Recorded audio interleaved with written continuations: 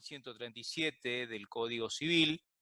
Era un único modelo contractual a partir del cual se desarrollaban las relaciones económicas en el Código de Vélez. El Código Civil y Comercial, por el contrario, lo que hace es partirlo, fragmentarlo, y a través de una técnica que va desde el contrato clásico, que es el contrato paritario o negociado, aquel en virtud del cual las partes se encuentran en igualdad de condiciones, desde el punto de vista jurídico y desde el punto de vista económico, en la cual negocian las cláusulas del contrato, por ejemplo, un contrato de compra-venta, en que tiene como elementos la cosa y el precio, se ponen de acuerdo a través de las tratativas preliminares o tratativas previas, y luego a partir de allí plasman ello en el contrato. Eh, esta modalidad clásica está receptada hoy en el artículo 957 del Código Civil y Comercial. Paralelamente, en el otro extremo, tenemos el contrato de consumo. El contrato de consumo es un contrato en el cual una de las partes es un consumidor, y este consumidor, a diferencia del contrato paritario, sí se encuentra en una desigualdad desde el punto de vista económico, desde el punto de vista jurídico y desde el punto de vista técnico. Desde el punto de vista económico, porque las espaldas del consumidor claramente son menores que las de la empresa o del proveedor. Desde el punto de vista jurídico, carece de todos aquellos conocimientos propios de la materia o de la disciplina, porque por lo general la empresa recurre a estudios jurídicos importantes para que le elaboren los contratos. Y por último, también se encuentra en lo que se llama una desigualdad del punto de vista técnico, porque no conoce en rigor de verdad los aspectos técnicos de lo que está comprando. Piensen, por ejemplo, cuando ustedes van a comprar un automóvil, lo único que saben es que es una cosa mueble, registrable, que los traslada de un lugar a otro. Ahora, salvo que sean mecánicos o tengan algún tipo de especialización en materia electrónica, no saben cómo funciona, por ejemplo, el aire acondicionado o el sistema de GPS, etcétera. Pero además, el Código Civil y Comercial, en el medio, siguiendo una metodología opinable, porque entre el contrato clásico del Código de Vélez y el contrato de consumo, que ya estaba a partir de la Ley de Defensa del Consumidor del año 1993, inserta como una cuña el contrato celebrado por adhesión a condiciones generales de la contratación en el artículo 984. Si ustedes se fijan, como veremos enseguida, eh, la metodología que utiliza el legislador es incluirlo en el título segundo de contratos en general como una modalidad en la formación del consentimiento. Es decir, que mientras el contrato paritario, el legislador presupone que ambas partes se encuentran en igualdad de condiciones y a partir de allí pueden generar un vínculo contractual, eh, como tipo intermedio, dentro de esta fragmentación que hemos hablado, inserta a la modalidad del contrato por adhesión. El contrato por adhesión, si ustedes se fijan, el legislador lo que hace es analizar solamente un aspecto o una de las partes en rigor. Eh, la adhesión, la del adherente, el que adhiere a un contenido predispuesto ya escrito o prescrito de modo unilateral por una de las partes, que es el proveedor, o en este caso el término técnico es la parte predisponente. Si ustedes lo analizan desde el punto de vista de una moneda, la predisposición está de un lado y la adhesión está del otro. Es decir, que cuando hablamos de contratos predispuestos, nos estamos refiriendo exclusivamente a aquella parte que elabora el contenido del contrato. En cambio, cuando vemos o analizamos exclusivamente el lado de la adhesión o del adherente, en realidad estamos viendo el otro lado de la moneda, que es aquella parte contractual que adhiere a condiciones generales que no ha podido redactar y que solo puede rechazar o no. Siguiendo la terminología del derecho americano, se llama tómalo o déjalo, take it or leave it. Bueno, ahora, el contrato por adhesión está definido en el artículo 984, pero insisto, bajo la modalidad de la adhesión. De esta manera se ha dejado de lado la técnica que había seguido, por ejemplo, el proyecto de Código Civil y Comercial de 1998, que distinguía un contrato predispuesto, visto del lado del predisponente, un contrato por adhesión, visto del lado del adherente. Este contrato por adhesión puede ser a condiciones generales o a condiciones particulares, etcétera. Se ha simplificado en alguna manera la redacción del código. Bueno, las primeras dudas que se nos puede plantear es si efectivamente estamos o no en presencia de un contrato. Porque si hay una parte que solo elabora de modo exclusivo o también unilateral el contenido del contrato y la otra parte solo puede aceptar o no, alguna teoría, especialmente hace 30 años, un poquito más, se discutía si realmente estamos en presencia o no de un verdadero contrato, es decir, un vínculo contractual. La mayoría de la doctrina en la década del 90, y especialmente esto fue ratificado ahora en el Código Civil Comercial, porque lo regula precisamente dentro del ámbito contractual, es que sí, efectivamente es un contrato, en el cual ustedes recordarán que en el contrato paritario, como ya veremos enseguida, hay dos libertades, la libertad de conclusión y la libertad de configuración. La libertad de conclusión es aquella libertad o facultad que tiene una de las partes de contratar o no contratar. Y en caso de elegir contratar, ¿con quién va a contratar? Y de otro lado, la libertad de configuración es aquella facultad o libertad que tiene a los efectos de predeterminar o incluir alguna cláusula de contrato. Bueno, mientras en el contrato paritario la libertad de conclusión y de configuración es máxima, en el contrato por adhesión la libertad de conclusión se reduce, porque solo puedo aceptar o no, y la libertad de configuración en cuanto a predeterminar el contenido del contrato prácticamente se suprime. Es decir que hay un contrato, pero con una modalidad especial. Bien. Eh, un aspecto interesante que quizás, y por eso vamos a verlo ahora, es el mejor modo de entender la contratación paritaria y la contratación por adhesión es a través de la comparación. Bien. Eh, la libertad de configuración, ya hemos dicho, es aquella facultad o libertad que tiene para discutir o determinar el contenido del contrato, mientras la contratación paritaria o clásica del 957 se mantiene en su grado máximo. En segundo lugar, las partes se encuentran en igualdad de condiciones, ya hemos adelantado, una libertad jurídica, una libertad económica, etc.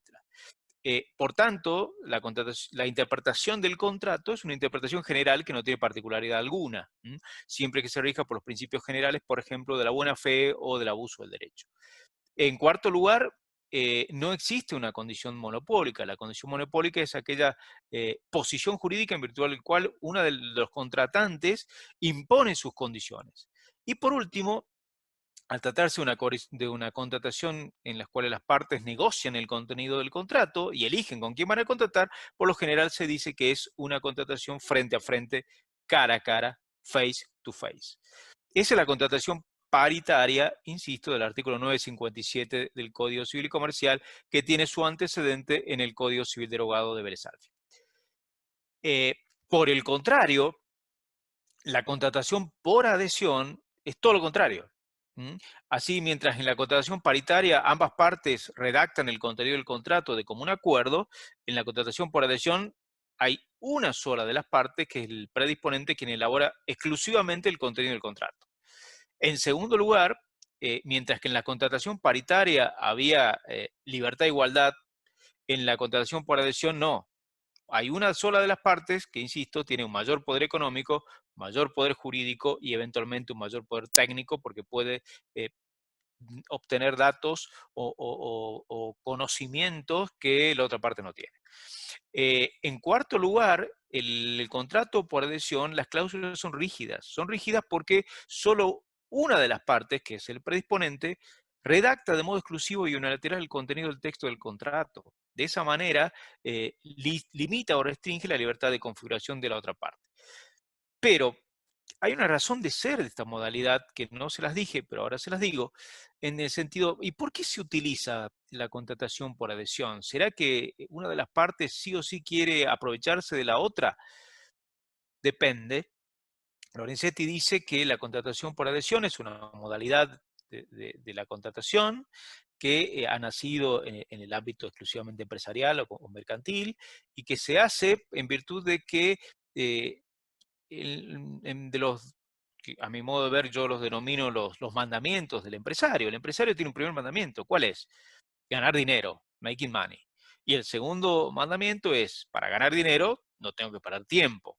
Entonces, si yo tengo que redactar, supóngase, a través de la contratación, a la producción, mejor dicho, masiva de bienes o servicios, supongamos que produzco 1000 autos, tengo que redactar un contrato por cada auto que venda, voy a perder mucho tiempo y por consiguiente voy a perder dinero. Por eso la modalidad de la contratación por adhesión tiene una finalidad económica en primer lugar, que es reducir costos, pero al mismo tiempo eso se traduce en una modalidad jurídica, que es evitar pérdidas de tiempo.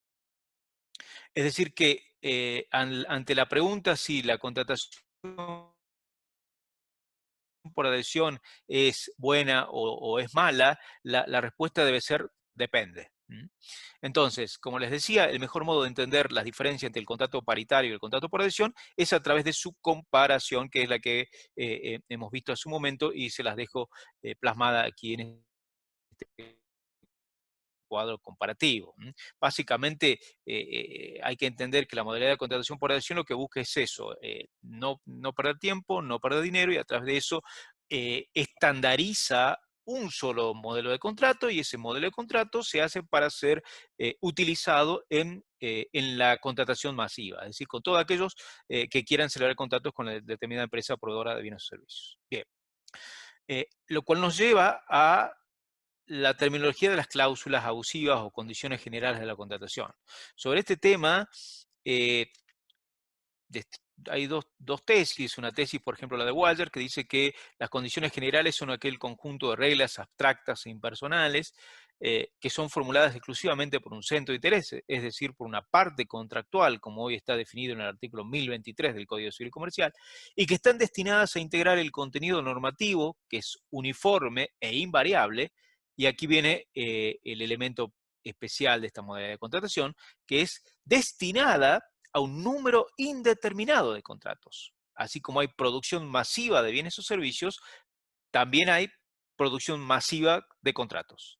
Hay un solo modelo contractual que será aplicable a todos aquellos que decidan celebrar la contratación. De otro lado, se prefiere otra terminología, como Benjamín Moisá, que no habla de condiciones generales de contratación, sino él prefiere hablar de cláusulas predispuestas. Como verán, volvemos a lo mismo. Está el predisponente y el adherente. Algunos ponen la lupa en la parte contractual la adherente y otros ponen la lupa en la parte contractual predisponente. Bueno, Benjamín Moisés habla de que las cláusulas son predispuestas porque son formuladas exclusivamente también por una parte que es que las redacta de modo unilateral, y aquí está el elemento que repite lo anterior, que están destinadas a ser incorporadas a una pluralidad de contratos, que una parte predisponente impone a otra adherente con motivo de la celebración de un contrato. Ya hemos dicho que el sustrato económico que sostiene de alguna manera la contratación por adhesión es precisamente esto, no perder dinero y no perder tiempo. Entonces, Boyer también define las cláusulas predispuestas y dice que son aquellas condiciones formuladas por escrito. Como verán, la diferencia específica en la cual pone el acento el profesor Boyer es que la condición predispuesta es aquella formulada por escrito, porque hay una tesis que dice que las condiciones generales también pueden ser formuladas verbalmente. Esto pasa habitualmente cuando ustedes escuchan una publicidad en la radio, donde ofrecen un determinado bien o determinado servicio, y de golpe escuchan, y bueno, y esta oferta solamente es válida por el plazo de 110 días, siempre que ustedes no... todo eso es una condición general verbal, que la dice tan rápido que primero no sabemos cómo hace el locutor para decirla, y segundo que no tenemos tiempo ni de escuchar. Bien.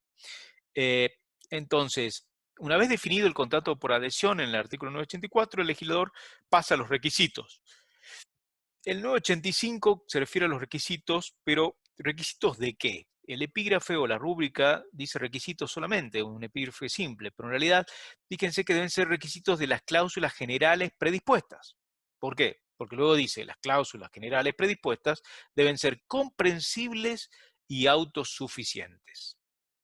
Entonces, por un lado, el comprensibles implica que deben ser inteligibles, es decir, deben ser entendidas. La parte que adhiere a una contratación por adhesión debe entender las cláusulas. Y el mejor modo de entenderlas es que sean redactadas de manera clara, sencilla, y que cualquier persona con una educación media la pueda entender. Y luego agrega, y autosuficientes, en el sentido de que estas cláusulas generales predispuestas no efectúen ningún tipo de reenvío normativo, por ejemplo, a otras condiciones que no se plasman por escrito en el contrato por adhesión. Esto es habitual, por ejemplo, cuando ustedes ingresan a la contratación electrónica o el comercio electrónico, que dice, bueno, si usted quiere saber todas las condiciones generales, vaya ahí, haga clic en este link y ahí se le abre un fárrago de 200 cláusulas, porque nadie lo hace y nadie las lee y por lo general están en otro idioma. Bien, entonces, ¿cuáles son los requisitos de las cláusulas generales predispuestas? Que sean comprensibles y autosuficientes. Ahora, estas cláusulas generales predispuestas, el legislador presupone que son por escrito. ¿Por qué? Porque luego agrega, la redacción debe ser clara, completa y fácilmente legible.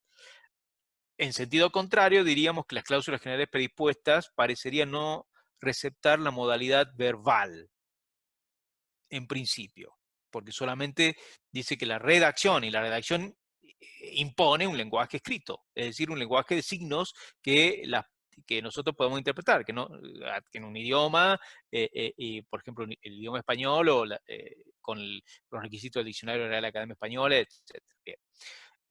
Y en el tercer párrafo agrega, y dices, un efecto.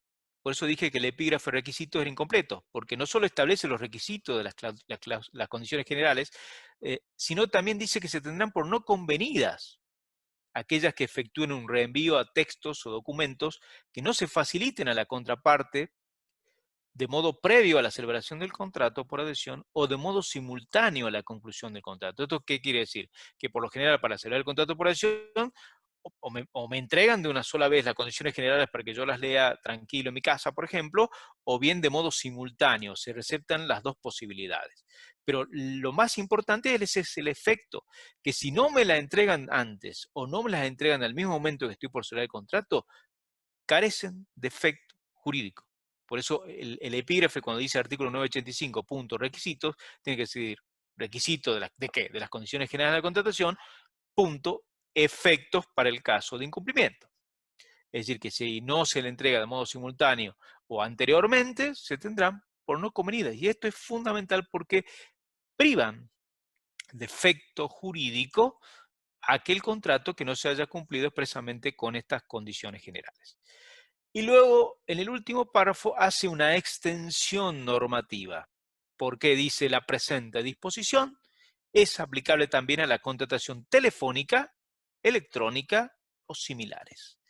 Esto es importante porque en la parte general del libro primero se recepta la celebración de contratos telemáticos. En la parte, y que por lo general recurre a la modalidad por adhesión, por eso aquí también se pone que toda la contratación por adhesión, y específicamente requisitos y la prohibición de reenvíos, también se aplica a la contratación telefónica. Por eso dije que en principio las condiciones generales de la contratación eran por escrito, pero el último párrafo hace una ampliación también en aquellas condiciones generales verbales. Por ejemplo, cuando ustedes celebran algún tipo de contrato a través del teléfono celular, como puede ser una ampliación de crédito o la utilización de algún servicio, pueden hacerlo por vía escrita, a través de un mensaje de texto, a través de un correo electrónico o a través del llamado, por ejemplo, de una operadora para una persona humana. Bien. Ok. El artículo siguiente, el 986, se refiere a las cláusulas particulares, así como hay cláusulas generales, es decir, aquellas que no son negociadas, son predispuestas, que son aplicables o para ser destinadas a innumerables contratos, que se aplican a la contratación masiva. Del otro lado, también podemos tener cláusulas particulares, que a diferencia de las anteriores, son negociadas individualmente, es decir, presuponen algún tipo de ámbito en el cual el adherente, además de adherir, ha tenido alguna posibilidad de incluir alguna cláusula particular, es decir, negociada particularmente o individualmente, como dice la norma. ¿Y qué hacen estas cláusulas particulares? Bueno, lo que hacen las cláusulas particulares es ampliar, por ejemplo, derechos que tenían en el contrato por adhesión, o limitar algún tipo de cláusula, suprimir o incluso interpretar una cláusula general.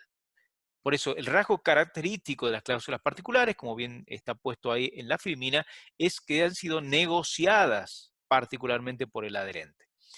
Ahora, puede darse en algún caso una incompatibilidad. Es decir, que la cláusula general del contrato por adhesión diga A y la cláusula negociada por el adherente en particular diga B.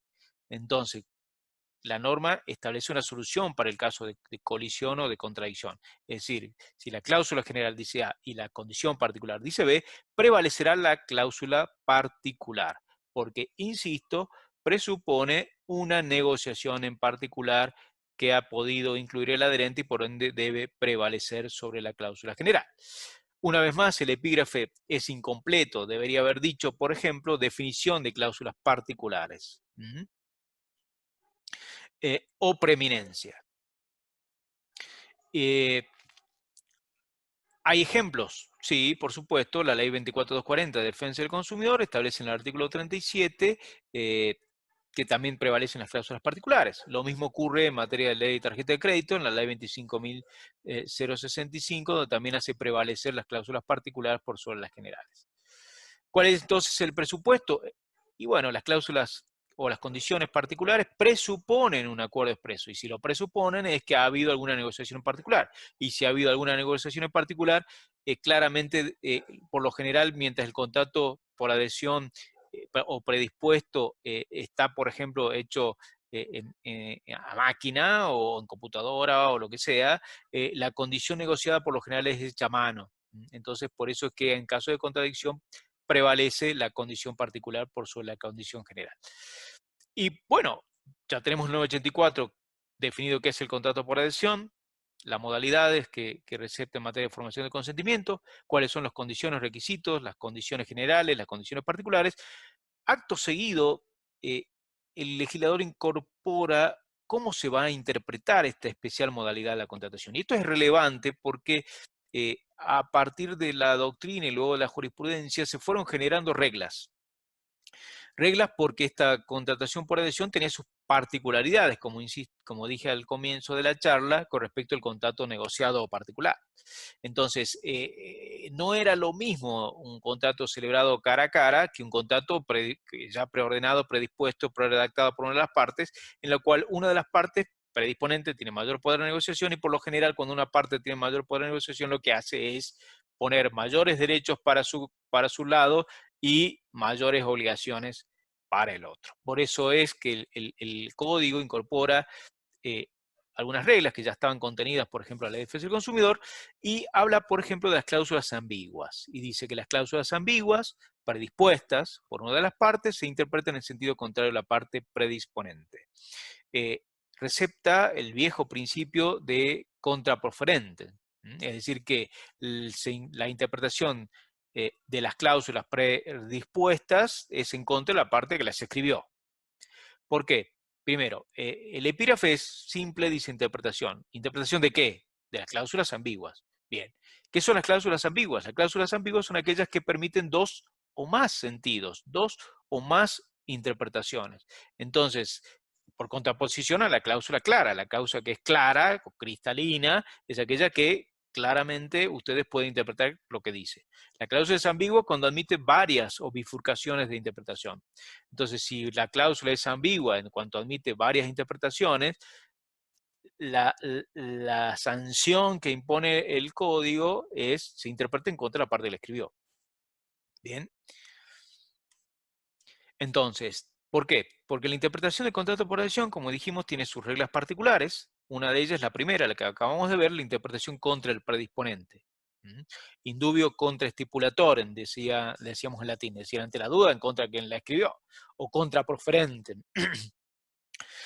En segundo lugar, hay una segunda regla que es aquella de interpretación a favor de la parte débil. ¿Quién es la parte débil del contrato? En este caso es el adherente. ¿Por qué? Porque no tuvo posibilidades de configurar el contenido ni siquiera parcialmente. Y en tercer lugar, como ya dijimos, las cláusulas es negociada cuando una de las partes ha tenido posibilidades de incluir alguna modificación de una cláusula general. En ese caso, ya hemos adelantado, la interpretación es que prevalece la condición o cláusula particular por sobre la cláusula general. Bueno, estas reglas que ya estaban elaboradas por la doctrina, por la jurisprudencia, vemos que han sido receptadas expresamente por el código. Pero antes ya estaban, de algún modo, receptadas por la Ley de Defensa del Consumidor. No se olviden, y esto reténganlo, que el contrato de consumo está en una punta, el contrato paritario clásico está en la otra, y en el medio se inserta el contrato por adhesión. Como veremos en la clase que viene, cuando analicemos el contrato de consumo, veremos que el contrato de consumo puede o no ser celebrado por adhesión. Por ejemplo, si ustedes van a comprar una gaseosa, han celebrado un contrato de consumo porque son destinatarios finales del producto o servicio que han adquirido, pero de ninguna manera han celebrado un contrato por adhesión. Bien. En cambio, si van por ejemplo, a un contrato bancario, una tarjeta de crédito, celebran un contrato bancario que es un contrato de consumo, pero al mismo tiempo lo utilizan o se utiliza la técnica de la adhesión. Entonces, no hay que confundir contrato de consumo con contrato por adhesión. En el contrato de consumo, la Ley de Defensa del Consumidor, en el artículo 35, establece una prohibición. Establece una prohibición de que el proveedor o el predisponente me envíe un producto sin que yo se lo haya pedido. Esta es una manera de evitar el silencio en materia de contrato de consumo, que lo veremos en la clase que viene, simplemente se los pongo como un adelanto.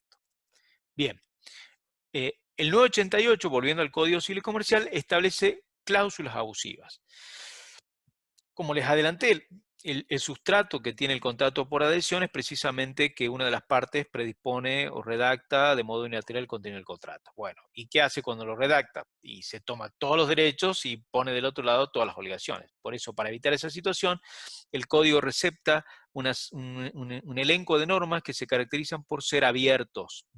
No hay, por ejemplo, como el derecho alemán, un listado de cláusulas abusivas. Por el contrario, la técnica del legislador argentino es de utilizar conceptos abiertos, indeterminados, de modo de evitar el surgimiento de nuevas prácticas o nuevas modalidades de contratación y que hayan sido encorsetados de alguna manera cláusulas y no podamos utilizarla, la analogía, por ejemplo. Para evitar eso, las cláusulas abusivas, fíjense que el 988 dice que en los contratos previstos en esta sección, es decir, la modalidad de contratación, se deben tener por no escritas. Esto lo puse en rojo, ¿por qué? Porque en rigor de verdad el efecto es la nulidad, total o parcial. En cambio, tener por no escritas parecería decir que se tiene por inexistente, lo que nos llevaría a la teoría jurídica del acto inexistente y complicaríamos las cosas. En rigor de verdad, la cláusula o las cláusulas pueden ser nulas, es decir, no tendrán efecto jurídico de modo total o de modo parcial. Así está dicho, por ejemplo, el artículo 37 de la Defensa del Consumidor. Lo que pasa es que aquí se ha metido por la ventana la doctrina de la inexistencia.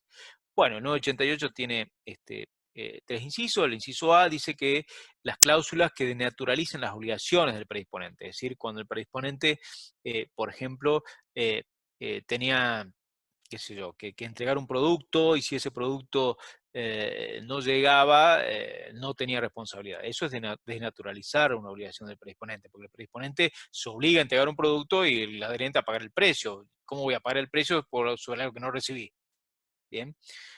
Inciso B, las que importan renuncia o restricción de los derechos del adherente. Nuevamente, predisponente y adherente. El adherente tiene derechos, el adherente solo tiene responsabilidades u obligaciones. Si hay una renuncia o restricción, porque el contenido del contrato ha sido redactado de modo exclusivo por el predisponente, claramente esa cláusula puede ser abusiva. ¿Cuándo es una cláusula abusiva? Cuando hay desequilibrio significativo entre los derechos de una parte con los derechos de otra. Puede haber desequilibrios en un contrato, puede haberlo. Lo importante es que ese desequilibrio se encuentre compensado de alguna manera para mantener el equilibrio contractual. Si por el contrario hay derechos del predisponente y solo obligaciones del adherente, claramente se trata de un contrato desequilibrado. En esas condiciones puede haber cláusulas que importen renuncia. Por ejemplo, era habitual hasta no hace mucho que en los contratos bancarios se incluyera una cláusula que dijera que el adherente no podía oponer la excepción de prescripción, por ejemplo. Y era una defensa que tenía por imperio legal. O bien restricción de algún derecho. Por ejemplo, decir si en el marco de 72 horas no dice nada, se tendrá por aceptado el determinado bien o servicio. O, por el otro lado, ampliar derechos del predisponente que resulten en normas supletorias. Como ustedes saben, los contratos tienen normas legales de orden público, es decir, que las partes no pueden modificar, que son, que son casi todas de defensa del consumidor, pero también hay normas supletorias, que son aquellas las cuales las partes pueden ampliar, disminuir. Por ejemplo, en materia de la obligación de saneamiento, la evicción y vicios redditorios, en el marco del contrato paritario, las partes pueden ampliar o limitar o, si, en ciertos casos, hasta suprimir. Bien, acá dice ampliar derechos del predisponente en materia de normas supletorias. Esas también se tendrán por no escritas, es decir, por carecen de efecto. Y por último, aquellas que tengan contenido, redacción o presentación no razonablemente previsibles. Las no razonablemente previsibles son aquellas cláusulas sorpresivas, que se incorporan ahora al contexto legal. Como les adelanté, bueno, ¿qué es una cláusula abusiva? Bueno, simplemente es aquella cláusula que tiene un desequilibrio contractual significativo, es decir, donde los derechos de una parte exceden un marco razonable con respecto a las obligaciones del otro. Ejemplos, bueno, ya algunos se los di, vuelvo a reiterarles. Por ejemplo, uno sujetándolo a una condición o computando plazos del cumplimiento de otro incierto o una condición. En segundo lugar, puede ser limitando el quantum de la responsabilidad o en ciertos casos, más que limitar, restringir, reducirla o suprimirla. En tercer lugar, puede haber inversión de la carga probatoria, es decir, que la carga probatoria se pone en carga del adherente y no del predisponente. En cuarto lugar, puede ser una imposición de interpretación del contrato al no predisponente. En último lugar, puede haber una autorización para el predisponente a modificar unilateralmente las condiciones del contrato. Esto es muy habitual en aquellos contratos por adhesión en los cuales se dice que el proveedor o la parte predisponente en cualquier momento que cambie las circunstancias podrán hacer una modificación unilateral del contrato sin decirle nada a la otra parte y la otra se obliga a aceptarlo sí o sí. Bien, más ejemplos de renuncia o de restricción, por ejemplo, renuncia de defensas, imposición del arbitraje, restricción de medios probatorios, agravación de intereses moratorios, prórroga de competencia territorial. Esto es muy importante. Por ejemplo, cuando ustedes celebran un contrato bancario, se dice que en caso de conflicto tendrán que ir a cuestionar o litigar en el juzgado de la Ciudad de Buenos Aires, cuando ustedes tienen domicilio en la provincia de Jujuy. Esa es claramente una cláusula abusiva. O extender plazos de duración, o bien extender de modo unilateral el plazo del contrato sin previo acuerdo de la otra parte, etc. Y por último, habíamos hablado de que el 988, inciso C, introduce el supuesto de cláusula abusiva. En este caso, es con el razonablemente sorpresiva, lo que es introducir el vicio de la sorpresa. El vicio de la sorpresa ya estaba de alguna manera diseñado por la doctrina. Lo que hace ahora el legislador es incorporarlo de modo expreso en el 988, inciso C. Y por último, el 989 habla del control judicial. Esto es muy importante porque las cláusulas abusivas pueden tener triple control. Un control legislativo que es previo, por ejemplo, cuando el legislador a través del artículo 37 de la Ley de Defensa del Consumidor establece un elenco de cláusulas abusivas, como ahora lo hace, por ejemplo, el 988. Puede haber un control posterior, pero administrativo, por ejemplo, en materia de contrato de seguro, la autoridad de aplicación, la Superintendencia de Seguro de la Nación, que previamente pide a las empresas y estandariza un modelo de contrato de seguro, y una vez que lo aprueba, lo lanza al mercado. Pero luego puede haber un tercer control, que es el control posterior y judicial. Aquí se plantea una dicotomía. ¿Qué pasa si yo tengo, por ejemplo, una póliza de seguro que ha sido expresamente autorizada por la entidad administrativa, que es la Superintendencia de Seguro de la Nación, pero en mi caso particular tiene alguna cláusula abusiva? Bueno, el legislador, el 989, dice: la aprobación administrativa de cláusulas generales no obsta su control judicial. No podía decirlo de otra manera porque el juez es el que en definitiva va a determinar si la cláusula es o no, en el caso concreto, abusiva. Pero además dice que cuando el juez declara la nulidad parcial, por eso les dije que no es que no se tenga por no escrita, se tiene por nula, de modo total o de modo parcial. Puede declarar la nulidad de una o de varias cláusulas del contrato. Cuando se declara la nulidad parcial del contrato, simultáneamente lo debe integrar. Esto es la integración normativa que está prevista en el artículo 1, 2 y 3 del Código Civil y Comercial. Es decir, si yo excluyo una determinada cláusula, lo más lógico es que vuelva a rearmar el contrato. Ahora, puede ocurrir que en un caso particular, la cláusula no sea una sola, sino que sean varias cláusulas. Y en ese caso, si yo declaro la nulidad parcial de varias cláusulas del contrato, y habrá que ver si puedo o no integrar el contrato. Si no puedo integrar el contrato, significa que el contrato cae. De esa manera, una o varias cláusulas, de acuerdo a su importancia, pueden implicar la muerte del contrato. Es decir, dejarlo sin efecto, que es la resolución contractual.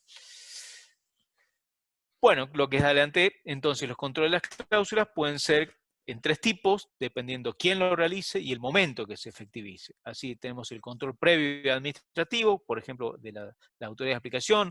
Un caso puede ser la Superintendencia de Seguro de la Nación, otro caso puede ser la Superintendencia de Riesgo de Trabajo en materia de contratos de riesgo de trabajo. En segundo lugar, el control previo y legislativo, por ejemplo, el artículo 37 de la Ley de Defensa del Consumidor o el artículo 988 que acabamos de ver del Código Civil Comercial. Y por último, el control judicial es posterior y de esa manera el juez determina la nulidad total o parcial del contrato por adhesión específico que se realice.